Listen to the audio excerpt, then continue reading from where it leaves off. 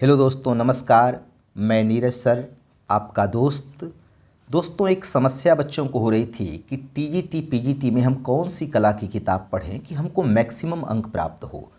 दिन प्रतिदिन मेरिट अधिक होती जा रही है। दोस्तों, किसी एक किताब से हम मैक्सिमम अंक प्राप्त नहीं कर सकते हैं, न किसी एक कोचिंग के नोट से प्राप्त कर सकते हैं। इसके लिए हमें परिश्रम करना होगा, लेकिन इसका ये मतलब नहीं है कि हमको 20 किताब पढ़ना है। मैं आज इस भ्रम को दूर करने के लिए सारी किताबों को रखा हूँ आपके सामने। चूँकि मैं पढ़ाता हूँ, मैंने सब किताबों को पढ़ा है, ठीक है। और मेरा विषय इतिहास भी रहा है, चूँकि पीजी में बीएचयू में, तो इससे मुझे ये चीज़ें समझने में बहुत आसानी हुई कि कहाँ से कैसे क्या करना है दोस्तों, ठीक है। दोस्तों, जैसे मान लीजिए कि किसी एक किताब को हम लें और फ़र्क क्या है पहले ये देखें आप। इसके बाद आगे हम बढ़ेंगे कि क्या करना है हमको। जैसे मान लीजिए रीता प्रताप की किताब हम उठाए। कला में इस किताब का कोई जोड़ नहीं है दोस्तों, रीता प्रताप का। लेकिन केवल एक किताब से हमारा काम नहीं होगा। सबसे अच्छी किताब रीता प्रताप है, नो डाउट, लेकिन केवल एक किताब से हमारा काम नहीं होगा। अब हम फ़र्क को देखते हैं थोड़ा सा। जैसे मान लीजिए रीता प्रताप की किताब हमने खोला और बंगाल शैली को लिया और अवनींद्रनाथ ठाकुर को हमने पढ़ना चालू किया, ठीक है।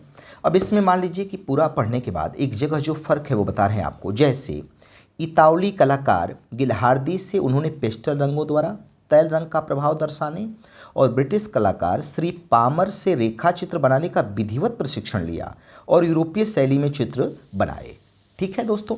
ये मान लीजिए कि रीता प्रताप में दिया गया है। अन्य जो भी चीज़ें हैं सब किताबों में बराबर दी गई हैं, ठीक है। लेकिन फ़र्क क्या है, मान लीजिए रीता प्रताप के बाद हम अगर अगली किताब उठाते हैं तो आर्य अग्रवाल की किताब है। दोस्तों, ये सब गाइड नहीं है, ये किताबें हैं, जो मानक किताबें हैं उनके विषय में चर्चा कर रहा हूँ। जैसे मान लीजिए कि इनमें अगर हम उठाते हैं और यदि अवनींद्रनाथ टैगोर को आप देखें तो ये लिख रहे हैं कि अवनींद्रनाथ 1890 में सरकारी कला स्कूल के तत्कालीन वाइस प्रिंसिपल सिनोर घिलार्डी के शिष्य हुए। तत्पश्चात 1893 से 95 तक चार्ल्स एल वाल्मर से इन्होंने परिप्रेक्ष्य, घनता तथा त्रिआयामी तत्वों का विशेष ज्ञान प्राप्त किया। अब यहाँ एक नाम ये दे रहे हैं कि 1893 से 95 तक चार्ल्स एल वाल्मर से इन्होंने परिप्रेक्ष्य, घनता तथा त्रिआयामी तत्वों का विशेष ज्ञान प्राप्त किया। अब यदि ये प्रश्न पूछ दिया जाए कि परिप्रेक्ष्य, घनता और त्रिआयामी तत्वों का विशेष ज्ञान अवनींद्रनाथ टैगोर ने किससे प्राप्त किया, तो मैक्सिमम लोग घिलार्डी को ही मारेंगे। लेकिन चार्ल्स एल वाल्मर, ये पामर भी नहीं दे रहे हैं, चार्ल्स एल वाल्मर लिख रहे हैं, ठीक है, इनसे इन्होंने प्राप्त किया। ये लाइन इसमें फ़र्क है, ठीक है दोस्तों। और सब कुछ वही है जो रीता प्रताप दी हैं, केवल एक लाइन फ़र्क है, टोटल चीज़ें वही हैं, समान है, कुछ भी फ़र्क नहीं है, ठीक है। अगर हम अगली किताब को उठाएं दोस्तों, दूसरा देखने का विचार करें तो एक अच्छी आधुनिक में किताब आती है गिरिराज किशोर की। बहुत अच्छी किताब है, बहुत अच्छी आधुनिक किताब है गिरिराज किशोर की। अगर इसमें हम देखें तो इसमें देखेंगे हम कि 2-3-4 जगह पॉइंट में फ़र्क है। जैसे राजा रवि वर्मा ने अवनी बाबू के शाहजहां के अंतिम दिन शीर्षक चित्र की भूरी भूरी प्रशंसा की थी। अब एक लाइन इसमें है जो उसमें नहीं है। ये 2-3 जगह मैंने जैसे ऐसे करके टिक किया है, तो ये भी रीता प्रताप में नहीं, इसमें है, ठीक है। एक महत्वपूर्ण यहाँ मैंने जो टिक किया है कि ओसी गांगुली ने अवनींद्रनाथ ठाकुर के चित्रों का वर्गीकरण 5 प्रकार से किया है।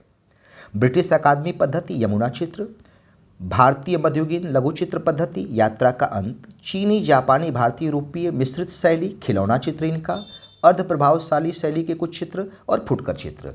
तो पूछ सकता है कि किसने इनके चित्रों का वर्गीकरण किया है, तो ओसी गांगुली ने, ठीक है। कुछ अन्य चीज़ें हैं जो यहाँ पे मैंने टिक किया है, ये खैर आगे आपको हम बता देंगे, पहले थोड़ा समय कम लेते हुए आपको मूल बात हम बताना चाह रहे हैं, ठीक है। अगली मानक किताब है अविनाश बहादुर वर्मा की दोस्तों, ठीक है। इसमें हम देखते हैं कि क्या फ़र्क दिया गया है, ठीक है।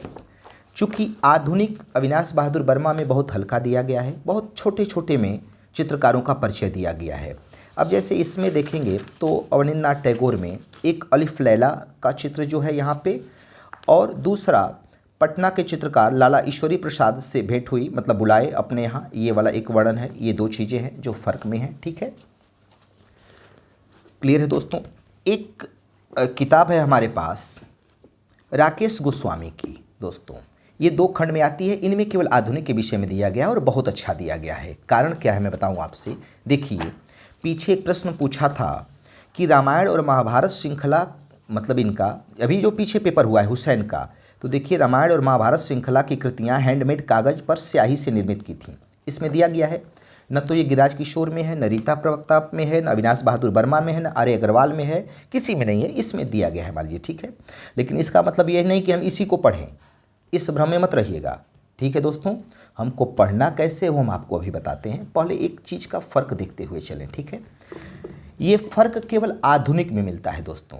जो ट्रेडिशनल है जैसे गुफा चित्र है, अन्य चीज़ें राजस्थानी है, पहाड़ियाँ, सब सिमिलर है, वहाँ फ़र्क है ही नहीं, एक दो लाइन का फ़र्क है। अगर आप रीता प्रताप को बहुत विधिवत पढ़े हैं तो आपको मेहनत करने की आवश्यकता ही नहीं पड़ेगी, सारी चीज़ें स्पष्ट हो जाएंगी।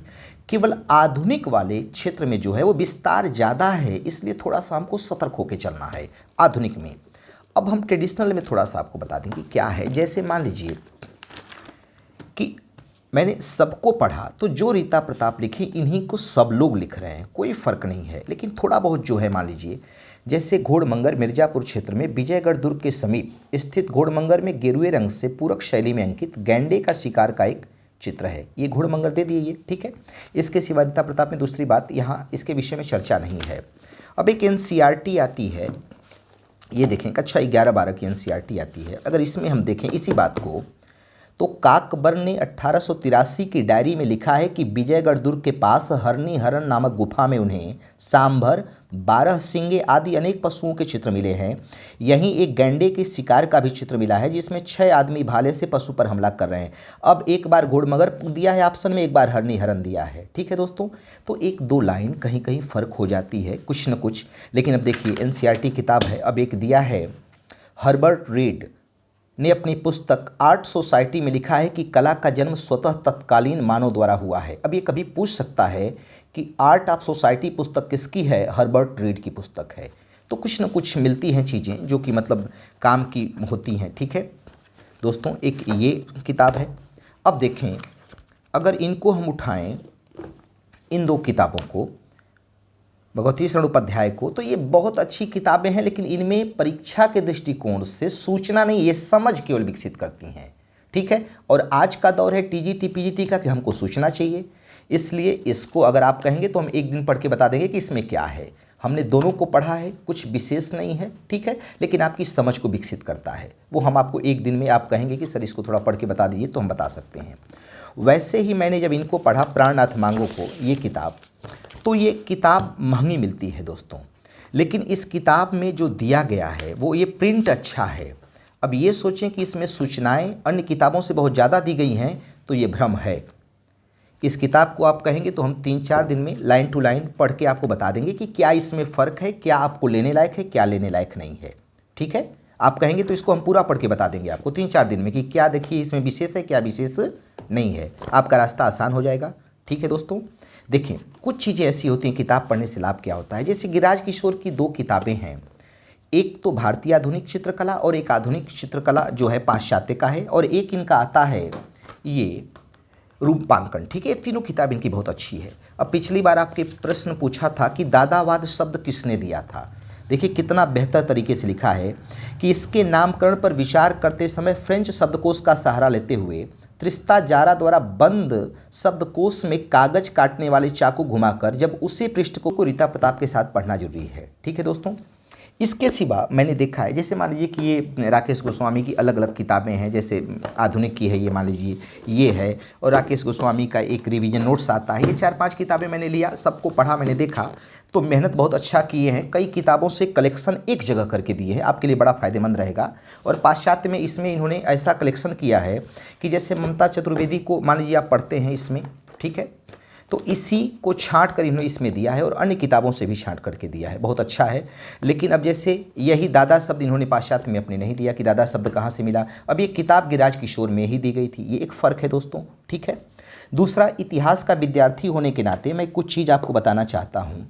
जैसे अब हिस्ट्री मेरा सब्जेक्ट रहा है, तो इसमें देखिए एक विशेष बात आपको बता रहा हूँ कि जो आप हमेशा मुगल काल से पढ़ते होंगे चित्रकारी, ठीक है, लेकिन सल्तनत काल की चर्चा आपको नहीं मिलती है। अब देखिए महमूद गजनवी के एक जो दरबार में रहता था उसके विषय में है कि फारूकी ने महमूद द्वारा लाहौर में बनवाए गए निगारखाना चित्र वीथिका का उल्लेख किया है। इसमें महमूद गजनवी की सबीह या व्यक्ति चित्र है। वह पहला सुल्तान है जिसने अपना रूप चित्र बनवाया। कौन मुसलमान पहला सुल्तान है जिसने अपना सबीह या रूप चित्र बनवाया? महमूद गजनवी है। ठीक है।